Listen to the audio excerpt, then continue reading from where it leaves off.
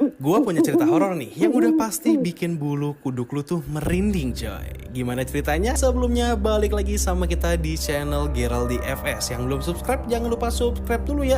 Langsung kita simak aja cerita horor ini. Awalnya, di pinggiran kota terdapat sebuah rumah tua yang sudah lama dilupakan. Rumah yang kini hanya menyisakan kenangan dan cerita misterius di kalangan warga sekitar.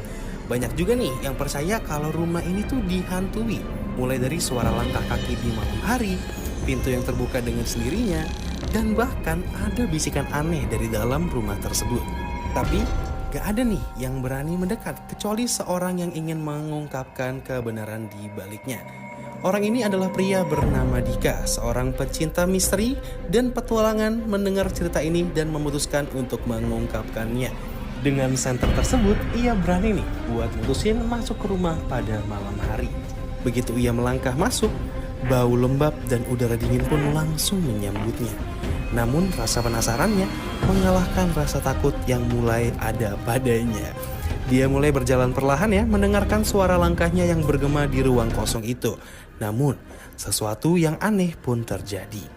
Tiba-tiba, Dika mendengar suara pintu yang terbuka dengan keras dari ujung lorong ya. Ia menoleh dan melihat pintu di ujung sana terbuka lebar meski tak ada angin yang menggerakkannya. Dika merasa ada yang gak beres nih, namun dia tetap mendekat. Ketika dia membuka pintu itu, yang ia temui di dalam hanyalah sebuah kursi tua di tengah ruangan. Tapi saat Dika menyorotkan cahaya ke kursi itu, dia melihat sesuatu yang mengerikan. Bayangan seorang wanita berdiri di belakang kursi tersebut. Wajahnya tertutup rambut panjang yang berantakan. Perasaan Dika langsung berubah. Tubuhnya merasa dingin, jantungnya berdebar kencang. Dia mencoba untuk mundur, namun wanita itu mulai bergerak ke arahnya. Dika berlari tanpa menoleh lagi. Namun saat ia keluar, ia masih bisa mendengar suara tawa halus yang datang di dalam rumahnya.